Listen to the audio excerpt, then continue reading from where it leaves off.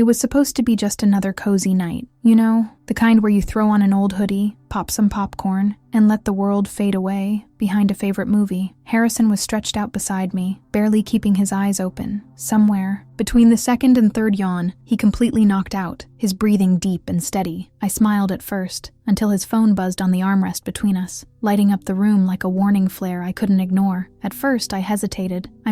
Snooping wasn't my thing, but something inside me, the gut feeling that had whispered for months, begged me not to look away this time. So, with trembling fingers, I reached over and tilted the screen toward me. That's when I saw it. A text from someone saved under work project, saying, "Miss your touch already." My heart didn't just sink, it crashed, like a ship against brutal rocks. I barely breathed. It felt like the air was sucked out of the room. Every little moment, every cozy night like this, suddenly seemed fake. I was nothing to him. That's the brutal thought that slammed into me, over and over, like crashing waves that wouldn't let up. And there I was, sitting in that soft, familiar glow of the TV, while she cried in silence inside me, the version of me who trusted blindly, who believed without proof. Scrolling through just a few more messages, I found enough to shatter every ounce of peace I had built with him. Flirty pictures, late night can't wait to see you texts, even secret jokes about me. The truth came out in tiny, glowing letters. I didn't need to see more. I placed the phone down slowly, careful not to wake him. My silence was my answer. Right then, I knew. My world had already changed forever. It's funny, the lies people tell themselves to sleep at night. For months, I believed his excuses, late meetings, sudden work trips, odd moments where he'd guard his phone like it was a ticking bomb. He thought I would stay. He really did. And maybe, in the beginning I might have. But betrayal leaves invisible fingerprints on your soul. And eventually, stories of betrayal write themselves right in front of your eyes, even when you're desperate not to read them. I sat there, paralyzed, staring blankly at the screen while the movie kept playing in the background, blissfully ignorant of the wreckage unraveling inside me. He betrayed me, plain and simple. And yet, somehow, I kept smiling, kept breathing, pretending I hadn't just stumbled across the one thing that would split my life into a before and after. Maybe that's how survival begins, with tiny, invisible decisions not to fall apart. In that moment, I realized he broke me first. And maybe, just maybe, that's what gave me the power to break free later. Every lie he whispered, every fake "I love you," every time he made me feel crazy for questioning his loyalty, it all built a fire I didn't even know I was capable of. Revenge wasn't even on my mind yet. Right then, it was pure survival. My heart had been hit, but my spirit wasn't finished yet. Looking back now, I wonder if he ever even thought twice. He never saw it coming, not in a million years. He probably thought he had me wrapped around his little finger, that I was too naive, too trusting to ever connect the dots. But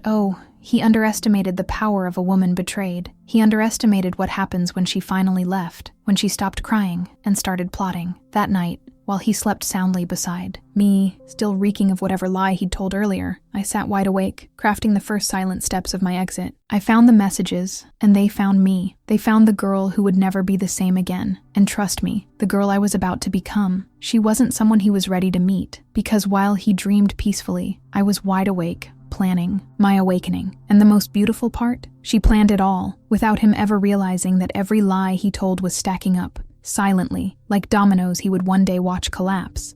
The next morning, I woke up before Harrison, the heavy truth pressing down on my chest like a weight I couldn't shake off. His phone sat innocently on the nightstand, as if it hadn't detonated my whole world just a few hours earlier. I didn't need to look again. I already knew enough. He betrayed me in ways I never even thought to fear. And still, I slipped out of bed quietly, pretending nothing had changed. Pretending I was nothing to him hadn't just been proven true. It's crazy how fast the mind starts spinning when you're betrayed. One minute you're mourning the life you thought you had. The next, you're calculating escape routes in your head. I walked to the kitchen, made coffee like always, but my hands shook. Inside, she cried in silence, mourning the naive version of myself I had just lost. Every sound, every movement, felt painfully loud against the screaming silence in my head. He strolled into the kitchen, rubbing his eyes, flashing me the same lazy smile that once melted my heart. I smiled back. Oh, if he only knew. He never saw it coming. I had already crossed an invisible bridge, one where I couldn't turn back. My silence was my answer, not because I was weak, because I was smart enough to know this battle would be won in patience, not rage. Throughout the day, every glance at him made my stomach churn. Every casual "love you" hit differently now, like venom sweetly disguised. I was deceived, plain and simple, and I couldn't unsee it, but there was power in that too. Betrayal, I learned that day, doesn't just wound you, it wakes you up in ways comfort never could. It teaches you to see without illusions, to listen without excuses. Later that afternoon, while he was running errands, I sat down and started planning. No more blind trust, no more second chances. So I showed him the proof, not by screaming, but by stacking facts like armor. If he wanted war, fine, but I'd fight it my way. I opened a private email, started documenting what I knew, what I'd seen. I needed to protect myself first, emotionally, financially, mentally. That evening I played along, movie night again, casual banter, fake laughs. All the while, stories of betrayal danced at the edges of my mind. Every word he said felt hollow, every touch felt foreign, and yet I smiled, because I knew something he didn't. She planned it all. Every quiet nod, every fake smile was another thread in the net I was weaving around him. In moments like these, you start realizing that revenge isn't always loud. Sometimes it's silent. It's in the patience of letting someone dig their own grave while you quietly prepare your escape.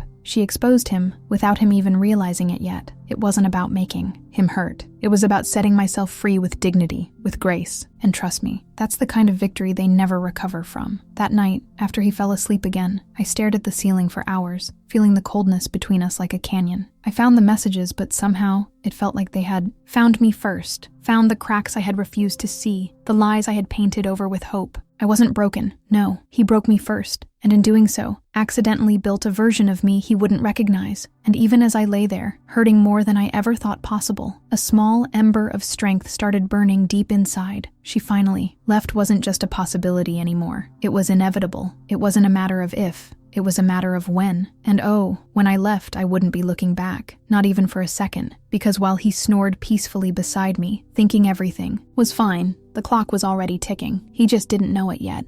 I knew right away that confrontation would get me nowhere. He thought I would stay. Like every other time, he sweet-talked his way out of a mess. But not this time. This time, I'd let my silence be my answer. I needed to be 10 steps ahead, not a sobbing wreck he could dismiss. So instead of fighting, I started quietly, methodically, building my way out. It was time to get smart, fast. The first thing I did was contact a lawyer, not because we were married, but because we shared finances. And trust me, when betrayal shows up, it's not just your heart on the line, it's your security too. Betrayal doesn't just steal your trust, it empties your future if you're not careful. The lawyer told me exactly what documents I needed to secure: bank statements, joint account information, lease agreements. I made a checklist. While Harrison was out grabbing dinner one night, I opened a separate bank account, quick, discreet, and online. Every extra dollar I could manage went into that new account. I didn't even tell my closest friends. Nobody believed her. That's the story too many women know too well. If you want to disappear cleanly, you keep your cards close to your chest. That night, I moved my direct deposit over, one less thing tying me to him. I also started gathering digital evidence, screenshots, cloud backups, pictures of his work,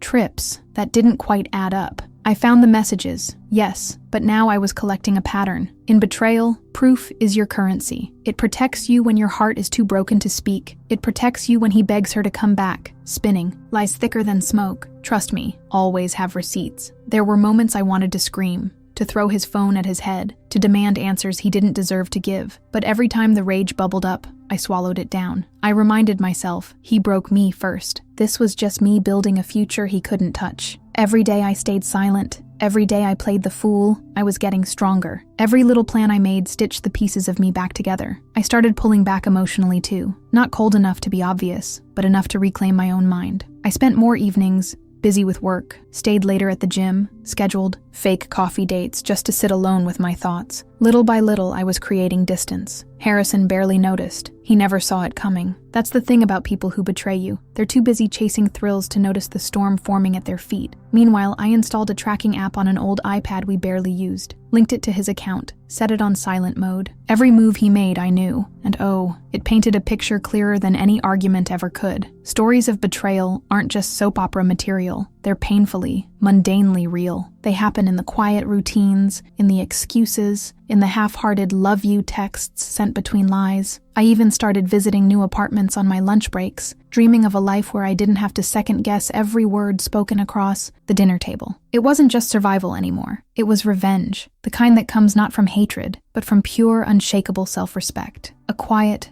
smoldering fire telling me She planned it all, and this time, it was going to be on her terms. There's a funny kind of peace that comes when you stop trying to fix something that's rotted at the core. I didn't need Harrison to admit what he did. I didn't need him to cry, to beg, to offer empty promises. I was nothing to him, and the sooner I stopped pretending otherwise, the freer I'd be. And oh, freedom was starting to taste so sweet. Because, even though he sat across the couch from me every night, laughing at sitcoms and scrolling his phone, the real game had already changed. He was playing pretend. I was playing for keeps.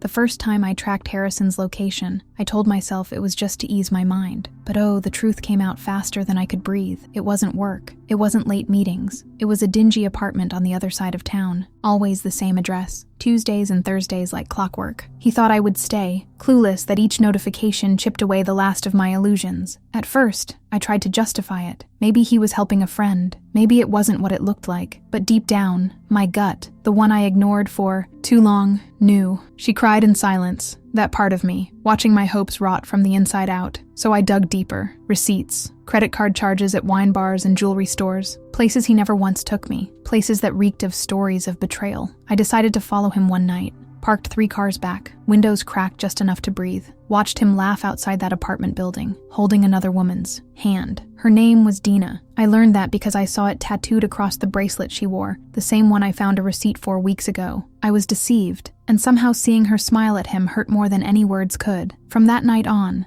everything shifted. I wasn't just sad anymore. I was electric with focus. Every move Harrison made, I tracked. Every suspicious charge, I logged. I built a timeline so detailed, a lawyer would have wept with pride. Betrayal wasn't some big, dramatic explosion. It was death by 1,000 cuts. It was $85 dinners, and work emergencies, and perfume on clothes he swore he hadn't worn. I found the notes he scribbled in his planner, little hearts next to lunch with D, and late-night gym sessions that didn't exist. So I showed him the proof, eventually, but not yet. Timing was everything. For now, I smiled and kissed his cheek when he got home late. I played dumb. My silence was my answer, and it rattled louder than any accusation ever could. Some days, the weight of it nearly crushed me. Pretending felt like swallowing glass.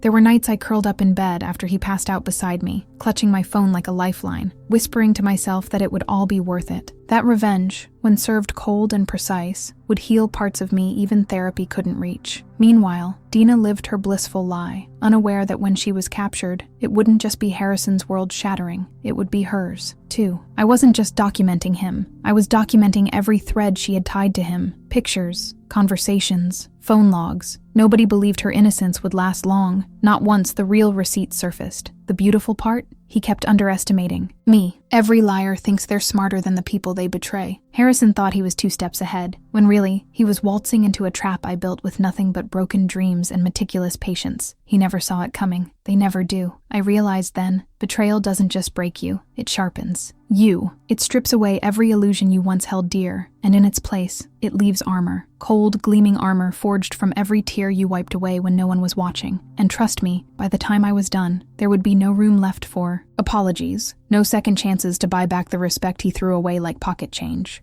There's a kind of madness that settles in when you know the truth came out, but only to you. Everyone else still smiles, still believes the lie. I couldn't live in that space forever, so I decided to burn the illusion down completely. I started small, buying a hidden camera disguised as a smoke detector, placed it right above the living room couch, the place he always sprawled out pretending to work late. She planned it all, every tiny detail. Waiting for the right moment was agonizing. Every day felt like playing chess with the devil, holding my breath, pretending I didn't notice the lipstick stains or the late-night showers. He thought I would stay, loyal and blind, but I had already chosen my side, and it wasn't his. I left the house one Friday, for work, a lie so sweet it felt like poetry, and let the trap spring itself. Hours later, notifications flooded my phone. Motion detected, motion detected, motion detected. I opened the feed and there he was, Harrison, unlocking the door with a flourish, ushering Dina inside like she owned the place. Watching it unfold felt like watching a stranger's life crumble. I was deceived, sure, but not broken, not anymore. They laughed, sprawled across our couch, drank wine from our wedding gift glasses. My stomach twisted, but I kept watching. Every touch, every kiss was another brick in the wall I was building around my heart. He betrayed me in ways words couldn't capture. And now, finally, I had the kind of evidence nobody could deny. In the quiet of my car, parked 2 blocks away, I cried. Not the messy, guttural sobs you see in movies. No, she cried in silence, because there was no saving what had died between us. Grief curled itself around me like smoke, but underneath it, something new burned, something that felt dangerously close to freedom. I stitched the footage together that night, editing it like a cruel little highlight reel. Every betrayal, every deceit, captured in brutal clarity. It was almost artistic, in a tragic kind of way. So I showed him the proof, but not yet. No, first I needed to make sure there was no way for him to twist it, no way to play the victim. The next step? Saving everything to multiple drives, cloud storage, encrypted emails. I even printed stills, slipping them into a folder labeled taxes, because nothing screams ignore me like tax documents. Every move was deliberate. Every backup was another nail in the coffin of his fake life. My silence was my answer, and soon, the whole world would hear it. In the meantime, I acted like nothing had changed. Kissed him goodnight, asked about his day, smiled when he lied straight to my face. He never saw it coming, how close the end really was, how much closer I was to walking away forever. You know, some people think revenge is about explosions and screaming matches, but real revenge, the kind that actually matters, is about precision, about patience, about watching someone set their own world on fire while you quietly hand them the matches. And oh, I was just getting started.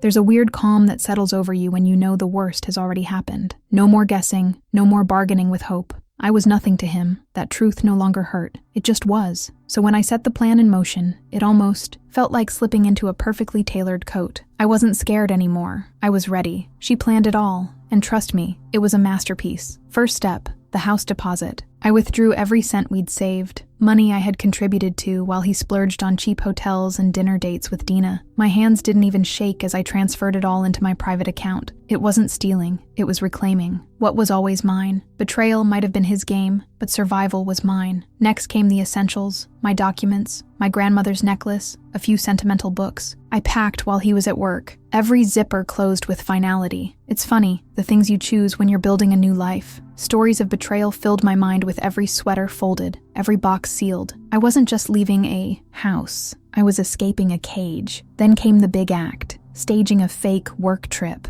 Oh, the irony. He barely looked up from his phone when I kissed him goodbye, muttering something about missing me already. Nobody believed her. That voice in my head whispered, but it didn't matter anymore. I believed me, and that was enough. Before I left, I set the stage perfectly, printed out screenshots of his texts with Dina, stills from the hidden footage, and laid them out on the kitchen table like a grotesque art exhibit. Topped it all off with a handwritten note. The truth came out. Good luck. My silence was my answer. And it would echo louder than any scream. Blocking him everywhere was strangely satisfying. Phone, email, socials, all gone in less than 5 minutes. I even changed my Spotify password, because why should he get to cry to our playlist after he broke me first? Little victories taste sweet, don't they? I left the key on the front doormat, under the welcome sign we picked out together. A tiny, twisted farewell. He never got to see me cry. He never got to apologize. He thought I would stay, that I'd keep loving a ghost of a man who didn't even respect me. Guess what? He was dead wrong. Driving away felt like breathing for the first time in years. The city looked different, almost sharper, like someone had turned the focus knob on my life. Revenge wasn't about destroying him. It was about reclaiming me. Every mile between us was another stitch in the wound slowly closing inside my chest. You know, people say revenge changes you. Maybe it does. But sometimes change is the only thing left standing when the earthquake is over. And let me tell you, the ground hadn't even started shaking yet. Because what came next? Oh, it would be the aftershock of a lifetime.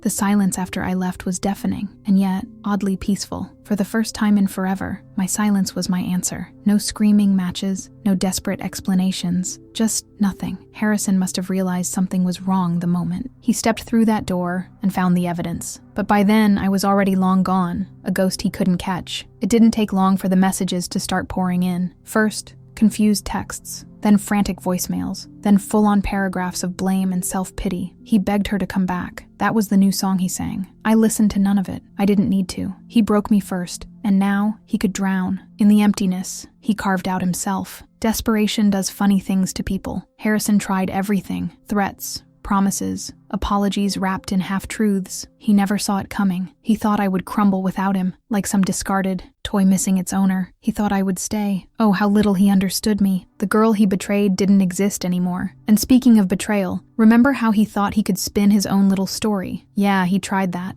Told our mutual friends I had hacked his phone, stolen from him, set him up. Classic move, blame the woman. But the truth came out fast. I showed receipts, screenshots, videos. I didn't need to yell. I just needed facts. Cold, undeniable facts. Funny thing is, even his own parents didn't believe him. Nobody believed her. They used to whisper that about women like me. This time they whispered about him. His mom called me in tears, apologizing for raising a man who could hurt someone like that. I didn't feel triumphant. I just felt tired. Betrayal leaves its own kind of scars. Oh, but the universe wasn't done handing him karma yet. His job found out about his little side trips to Dina's apartment, thanks to a little anonymous tip with time-stamped footage. Probation came fast. His boss, who once adored him, now looked at him like he was dirt under a shoe. He betrayed me, sure, but he also betrayed his own future. He tried to pivot, of course. Claimed he was the real victim, that I was vengeful and crazy. Classic projection. Meanwhile, friends who used to praise his charm now crossed the street to avoid him. His golden boy image shattered overnight, and revenge had never tasted so bittersweet. Meanwhile, I was learning to breathe in a world without constant suspicion. I found moments of real laughter, moments where my chest didn't ache just by existing. She finally left, and in doing so, she finally lived. Every day, I stitched a little more of myself back together, but healing isn't some neat, straight path. Sometimes it feels like you're free-falling, waiting for the ground to catch you. And trust me, the next step,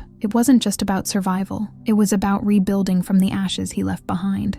Starting over sounds romantic until you're staring at bare walls and wondering who you are without the chaos. In the beginning, it felt like I was walking barefoot over shattered glass. Every step hurt, but each step was also proof I was moving forward. I was deceived, yes, but I refused to be defined by betrayal. My silence wasn't weakness. My silence was my answer. The first thing I did was find a therapist, not because I was broken, but because healing deserved strategy. It's wild how society glamorizes survival, but skips the part where you need help to rebuild. In those quiet sessions, I peeled back every wound Harrison left behind, and every time I said it out loud, it lost a little more of its power over me. Meanwhile, I moved into a tiny apartment downtown. It wasn't much, a creaky floor, flickering lights, but it was mine alone. There were no phantom footsteps, no fake apologies waiting by the door. Every box I unpacked felt like claiming a small piece of my life back. It wasn't perfect, but it was freedom. She finally left, and that made all the difference. Friends, real friends, showed up with pizza and folding chairs, laughing at the chaos of it all. We sat on the floor, drinking cheap wine, making plans. It was messy and beautiful. Stories of betrayal turned into inside jokes, not wounds. Betrayal didn't vanish, but it didn't own me anymore. There's a strange power in laughing through the ashes. And let's not forget Harrison's parents. Shockingly, they became part of my healing too. They apologized. They offered help.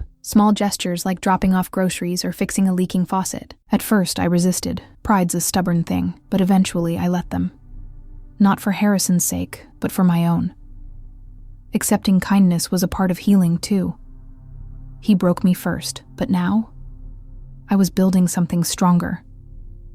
I stopped waiting for an apology that would never come. I stopped checking his social media, stopped wondering if he regretted losing me. He thought I would stay, but instead, I bloomed somewhere he couldn't reach. Growth looks like tiny victories most days, and I celebrated every single one. Therapy taught me that betrayal is like poison. It spreads unless you pull it out completely. So I wrote letters to myself. I wrote about who I was before him, who I became with him, and who I refused to be after him. Each word on that page was a brick in the foundation of my new life. She planned it all, and this time the plan was simple. Choose herself. I also adopted a cat. Call it cliché, but that scrappy little creature taught me more about trust and resilience than any human ever had. He didn't care about my past. He curled up beside me like I was his whole world. And sometimes, late at night, when the doubts crept in, that small heartbeat reminded me I wasn't as alone as I thought. Not every day was perfect. Some mornings, grief hit me out of nowhere, like when I found an old hoodie buried in a closet. But healing isn't about erasing the past. It's about learning how to carry it differently, lighter, gentler, without letting it define the story you're still writing.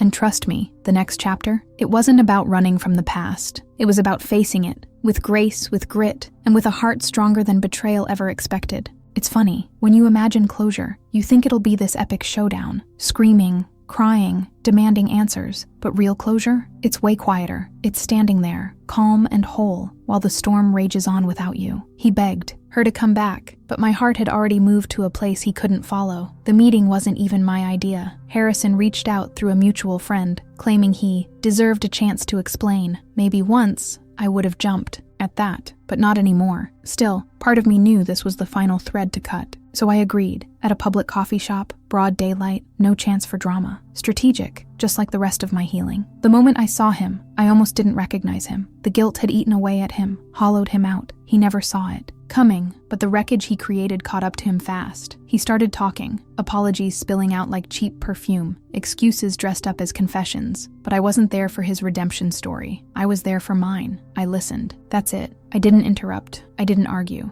I just sipped my coffee, breathing slow, grounding myself. My silence was my answer. Every second I stayed composed, he crumbled a little more. There's no sweeter revenge than showing someone they no longer have power over you, without saying a word. When he finished, I simply said, "I forgive you." Not because he earned it, but because I refused to carry his weight any longer. Forgiveness wasn't a gift for him. It was freedom for me. I was deceived, yes, but I wouldn't be imprisoned by that hurt forever. Letting go doesn't mean forgetting. It means choosing peace over chaos. He asked if there was any chance, any tiny hope for us to try again.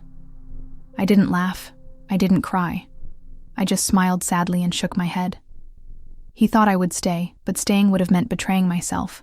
And I'd already survived one betrayal. I wasn't about to live another by my own hand. As I stood up to leave, I saw the panic in his eyes. He betrayed me, and now he had to sit with the reality of it. No shouting, no slammed doors, just the cold, heavy truth settling between us like fog. He called after me once, twice, but I didn't turn around. I'd already said everything I needed to with my silence. Walking away that day felt like exhaling after holding my breath for years. I didn't rush. I didn't second guess. Each step was a quiet revolution against the girl who once cried in silence for someone who never deserved her. The girl who thought love meant sacrifice. She was gone now, and in her place stood someone fierce, someone free. In the end, the truth came out, and it didn't need to be shouted from rooftops. It's lived in my peace, my choices, my refusal to crumble. Betrayal tried to break me, but instead, it built a woman who would never again settle for less than she deserved. And as I turned the corner, disappearing from his view for good, I realized sometimes the best revenge isn't revenge at all. It's living so fully, so unapologetically, that the past has no choice but to stay exactly where it belongs, behind you.